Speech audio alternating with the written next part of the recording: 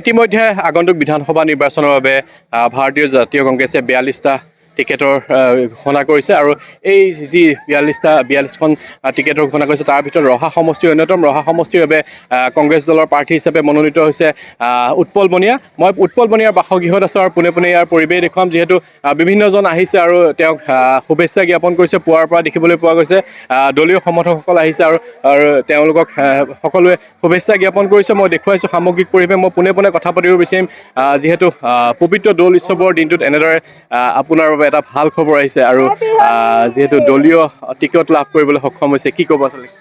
পোনপ্ৰথমে মই আমাৰ অসম প্ৰদেশ কংগ্ৰেছৰ সন্মানীয় সভাপতি গৌৰৱ গগৈ ডাঙৰীয়া, মাননীয় সাংসদ প্ৰদ্যুৎ বৰদলৈ ডাঙৰীয়া, আমাৰ CLP লিডাৰ আমাৰ দেৱব্ৰত শইকীয়া ডাঙৰীয়া, আমাৰ ৰকিবুল হুছেইন ডাঙৰীয়া, ৰিপুণ বৰা ডাঙৰীয়া প্ৰমুখ্যে, অসম প্ৰদেশ কংগ্ৰেছ কমিটি আৰু AICC প্ৰিয়ংকা গান্ধীকে প্ৰমুখ্যে সকলো বিষয়ববীয়া ধন্যবাদ আৰু কৃতজ্ঞতা জ্ঞাপন কৰিছোঁ। লগতে নগাঁও জিলা সন্মানীয় সভানেত্ৰী আমাৰ ৰুণুমণি বৰা ডাঙৰীয়া আৰু ভাস্কৰ গোস্বামী ডাঙৰীয়াকে প্ৰমুখ্যে, নগাঁও জিলা সমূহ বিষয়ববীয়াসকল, আমাৰ ৰহা ব্লক কংগ্ৰেছৰ সন্মানীয় সভাপতি আমাৰ মুকুট কোঁৱৰ ডাঙৰীয়া, পাখিমা ব্লকৰ হেমন্ত দাস ডাঙৰীয়া প্ৰমুখ্যে, সমূহ বিষয়ববীয়াসকল, আমাৰ সমূহ মণ্ডল কমিটিৰ বিষয়ববীয়াসকল, সমূহ বুথ কমিটিৰ বিষয়ববীয়াসকল আৰু লগতে সমূহ দল সংগঠন ৰাইজ সকলোকে, ৰহাবাসী সকলো ৰাইজকে আচলতে মই ধন্যবাদ আৰু কৃতজ্ঞতা জ্ঞাপন কৰিছোঁ।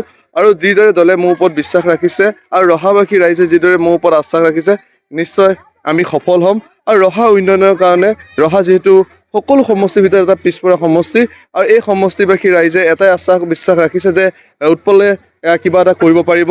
আৰু কিয়নো ইয়াৰ পৰা ওলাই যোৱা মানে আল্টিমেটলি বহুতে আচলতে নিজৰ ব্যক্তিগত লাভালাভৰ কাৰণে বহুত ওপৰলৈ গুচি যায়, কিন্তু যি আমাৰ সমষ্টি যি উন্নয়ন হ'ব লাগে সেই সমষ্টি আচলতে উন্নয়ন আমি দেখা পোৱা নাযায়।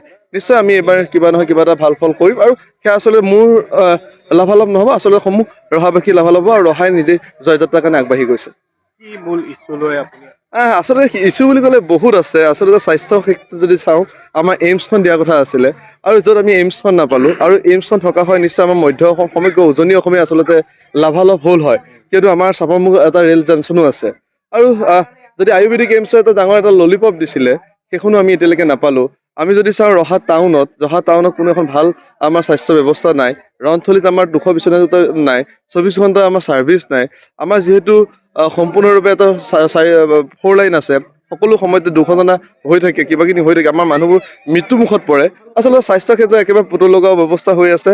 শিক্ষাৰ সকলোতকৈ ডাঙৰ কথা, আমাৰ যিটো বিজ্ঞান শাখা, সেই বিজ্ঞান শাখাটোৱে আজিলৈকে চৰকাৰকাৰী নোহোৱা নাই, যিটো কাৰণে আচলতে বহুত ডাঙৰ আৰু দুখজনক বিষয়। আৰু পলিটেকনিক দিয়াৰ কথা আছিলে, পলিটেকনিক নহ'ল। আমাৰ কচুৱাত এখন মডেল হাইস্কুল দিয়াৰ কথা আছিলে, সেয়াও আমাৰ হৈ নুঠিলে।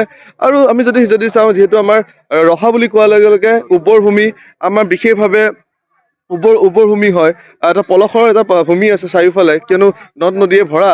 আৰু তাৰ পিছতো আমি কৃষিৰ ক্ষেত্ৰত কিন্তু আমাৰ জলসিঞ্চনৰ ব্যৱস্থা নাই, আমাৰ উন্নত প্ৰযুক্তিবিদ্যা নাই।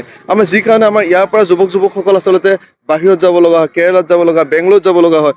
বহু ল'ৰালৈ আচলতে মৃত্যু মুখত পৰিব লগা হয়, কিছু ল'ৰালৈ বাহিৰত মৃত্যু মুখত পৰে, তাৰ পৰা আচলতে আনিবৰ কাৰণে মানুহৰ পইচা নাথাকে। তেনেকুৱা আচলতে মোৰ এই 7টা বছৰত মই ওতপ্ৰোতভাৱে মই পাইছোঁ।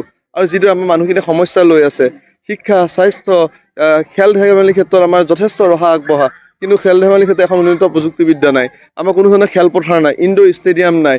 কি আছে বুলি ক'বলৈ গ'লে কেৱল মাত্ৰ টোলগেট এটা আছে, যি টোলগেটত আমি সোণাপুৰ টোলগেটলৈ যদি যাওঁ AS01 ফ্ৰী দিয়ে, কিন্তু আমাৰ ৰহা টোলগেটত কিন্তু আমাৰ ৰহাবাসীয়ে ফ্ৰী নাপায়, আমাৰ নগাঁওবাসীয়ে AS02 ফ্ৰী নাপায়। তাতকৈ কি সমস্যা আছে? এইমছত মানুহ মৰিছে, গুলি লাগিছে, সকলোবোৰ আচলতে ৰহাই পায়ে আছে। প্ৰত্যেকটো খনতে কেৱল মাথো হলঠেকত পলাইছে। আৰু আজি যদি ৰাস্তা ঘাট কেইটামান উন্নয়নে মানে সকলো উন্নয়ন হ'ব নোৱাৰে, আৰু সেই ৰাস্তা ঘাটৰ উন্নয়নটো আপুনি দেখা পাব। এতিয়াও আমি 200-300 ৰাস্তা উলিয়াই দিম, যি ৰাস্তা আজিলৈকে এটা শিলগুটি পোৱা নাই।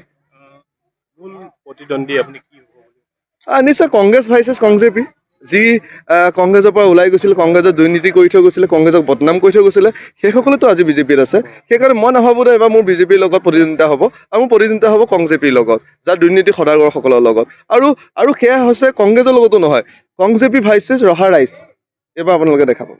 শেষত ৰহাবাসীক কি ক'ব বিচাৰিব? ৰহাবাসী এটা ক'ম, ৰহাবাসীয়ে যিহেতু মোক যথেষ্ট মৰম কৰে, নিজৰ সন্তানৰ দৰে ভাল পায়, নিজৰ মামা হিচাপে ভাল পায়, নিজৰ খুৰা হিচাপে ভাল পায়, আৰু মই সেই আশ্বাস আৰু বিশ্বাস ৰাখিম। আৰু ৰহাবাসীয়ে মোক যিদৰে সেই 7টা বছৰ দল সংগঠন জাতি ধৰ্ম বৰ্ণালী বিষয়ে ভাল পাই গৈছিলে, আৰু অনাগত দিনতো ৰহা উন্নয়নৰ কাৰণে সচিবালয়ত মাত দিবৰ কাৰণে যাতে ৰহা ৰাইজে মোক বিচাৰে, তাকে মই আশা কৰিম। ধন্যবাদ, শুভেচ্ছা জনালোঁ।